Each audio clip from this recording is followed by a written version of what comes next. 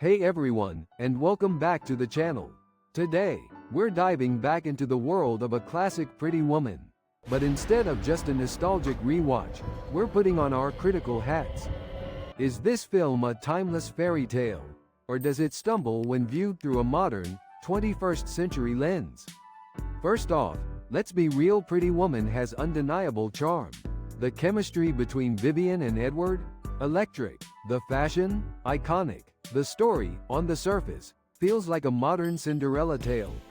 A prostitute meets a wealthy businessman, and, well, you know the rest.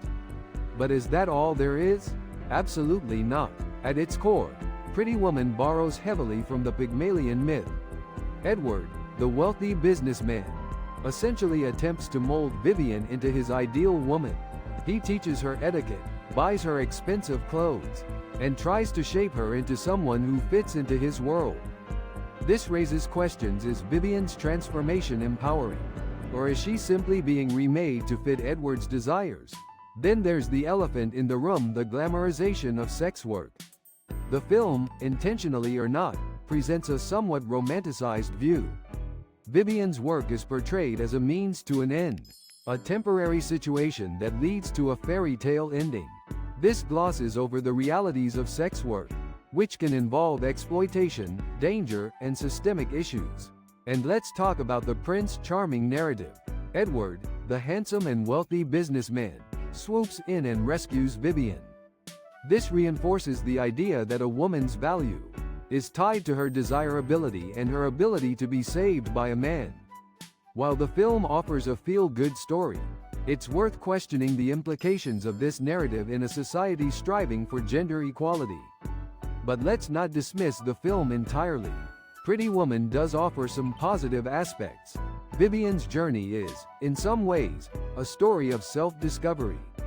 She finds confidence, learns to stand up for herself, and experiences personal growth. The film also highlights the power of empathy and the importance of looking beyond surface appearances.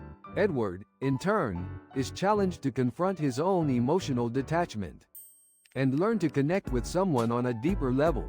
However, it's difficult to ignore the problematic elements. The power dynamics at play are undeniably skewed. Edward holds all the cards: the money, the influence, and the control. Vivian, despite her agency, is ultimately reliant on him for her transformation. This raises concerns about the film's message, especially in the context of contemporary discussions about female empowerment and economic independence. So, does Pretty Woman hold up today? That's the million-dollar question. The film's charm is undeniable, but the problematic elements are also hard to ignore. It's a complex film, one that sparks debate. It's a reminder that even beloved classics can be viewed with a critical eye. And perhaps, that's what makes the rewatch so interesting. It gives us a chance to re-evaluate the film's message and how it resonates with us in the present day. What are your thoughts? Let me know in the comments below.